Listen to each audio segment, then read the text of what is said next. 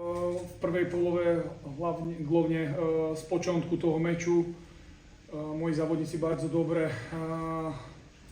pošli do toho meču i stvárali sme si grožné situácie, či Bonkem, či Kazimierčakem. I tam nám trošku brakovalo to, že v tej prvej polove byla pogoda, aká byla, i ten ťažký terén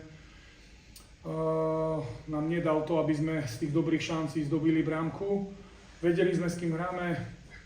Pogoň, myslím si, bardzo sympatický tým i družina, ktorá je z Grana, kde dominujú hlavne mladí závodníci, ktorí jej dávajú intenzitu. I dzisiaj sme chceli hrať intenzívnejšie i zamykať niektorých ich závodníkov. A myslím, že sa nám to darilo dobře i hrali sme intenzívne, hlavne vo vysokom pressingu, kde sme odebírali pivky i z toho sme mali šance. Trochej nám brakovala jakość toho prvého kontaktu pri odbiere i następnym podaní.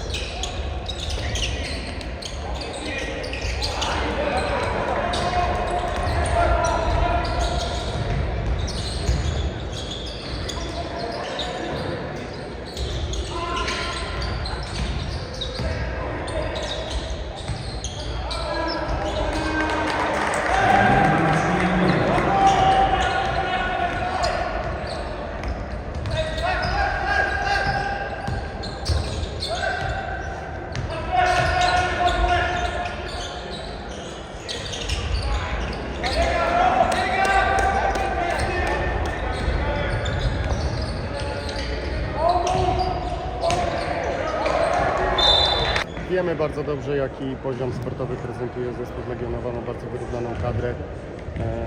Już tutaj nie ma się co rozwodzić na temat, jacy to są zawodnicy.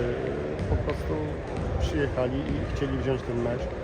Pierwsza kwarta bardzo nam nie wyszła. Myślę, że troszeczkę byliśmy jednak zdeprymowani tym przeciwnikiem. Natomiast ja uważam, i to powiedziałem w szatni zawodnikom, że ta pierwsza kwarta kompletnie nie miała wpływu na wynik meczu.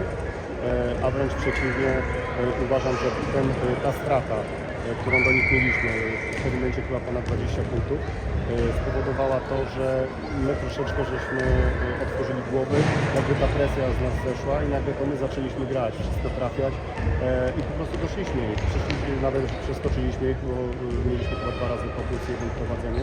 Także ta kwarta nie miała jakby na wynik żadnego wpływu, moim zdaniem. A wręcz przeciwnie, pokazała zespołowi, że może walczyć. No końcówka to wiadomo, nam coś nie wpadło, im coś wpadło, tak? Marcin Dudkiewicz, zawodnik bardzo doświadczony, po prostu trafił na strasznym procencie 5/6 na koniec meczu.